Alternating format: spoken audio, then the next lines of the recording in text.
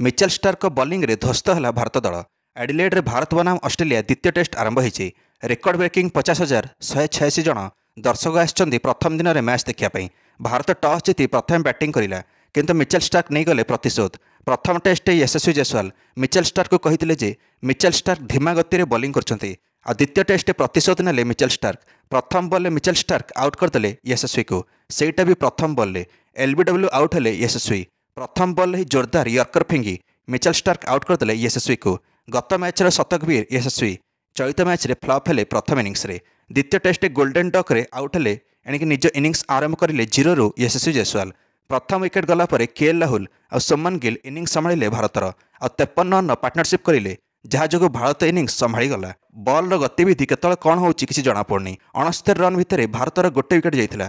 आगामी 15 रन भितर 3टा विकेट हरईदेला भारत, कारण पुणी मिचेल स्टार्क बिगाड़देले सबु समीकरण भारतर।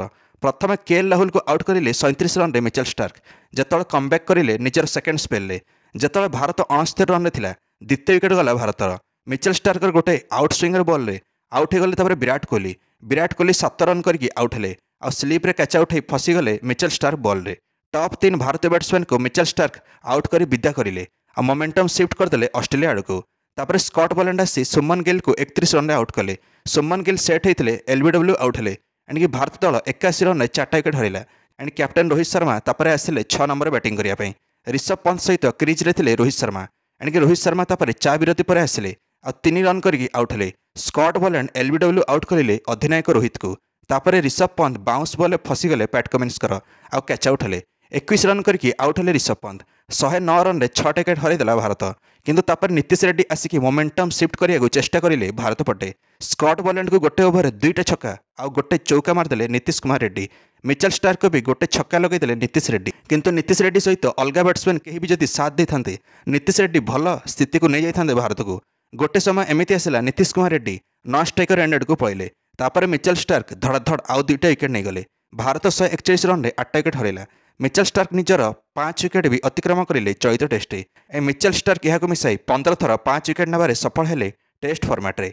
535 दिन पर 5 विकेट नेबारे सफल हेले मिचेल स्टार्क, किंतु अन्यपटे नीतीश कुमार रेड्डी निज माड जारी रखिले। मात्र 54 बॉल 42 रन करदे नीतीश कुमार रेड्डी। 3टा छक्का 3टा चौका सहित भारत स्कोर 180 रन रे पहुंचीगला 21 वर्ष नीतीश रेड्डी जोगु। और शेष विकेट पर मिचेल स्टार्क नीतीश रेड्डी को आउट करें। भारत 180 रन रे ऑल आउट है। मिचेल स्टार्क टोटाल 6टा विकेट नेले और पैट कमिंस हाथ में 2टा विकेट आसला। स्कॉट बॉलैंड भी 2टा विकेट नेले। तापर ऑस्ट्रेलिया निजर प्रथम इनिंग्स रे बैटिंग आरंभ करिला। जसप्रीत बुमराह गोटे विकेट नेले भारत तरफ। उस्मान ख्वाजार उपर प्रथम विकेट गला ऑस्ट्रेलिया। उस्मान ख्वाजा 13 रन कर आउट हेले। जेहेतु डे नाइट मैच होची तो नजारा बढ़िया आसुची स्टेडियम। गोटे विकेट्र चांस आउ गोटे भी थिला, किंतु से विकेट्र चांस टे मिस करदे ऋषभ पंत।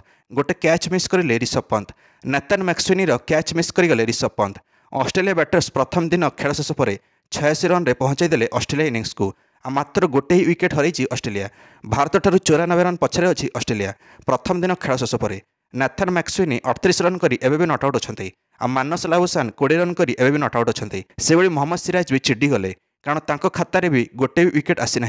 तो प्रथम दिन में केवल जसप्रीत बुमराह ही गोटे ही विकेट नहीं पारे ऑस्ट्रेलिया। कौन लगुच द्वितीय दिन में भारत ऑल आउट कर कि ऑस्ट्रेलिया इनिंग्स को? निश्चय मंतव्य कमेंट दे वीडियो को लाइक और चैनल को सब्सक्राइब करदे। समस्त क्रिकेट अपडेट्स धन्यवाद।